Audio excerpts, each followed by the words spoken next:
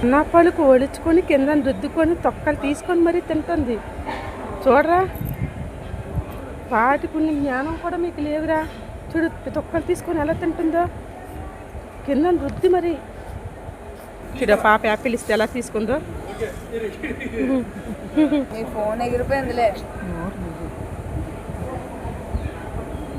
చూడండి చక్కగా యాపిల్ తింటుందో. ఇది మా చుట్టే కూర్చుంది, ఎలా తిరుగుతుందో.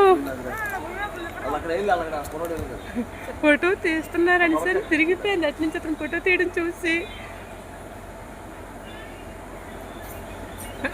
ఏం ఒక దగ్గర కూర్చోట్లేదు.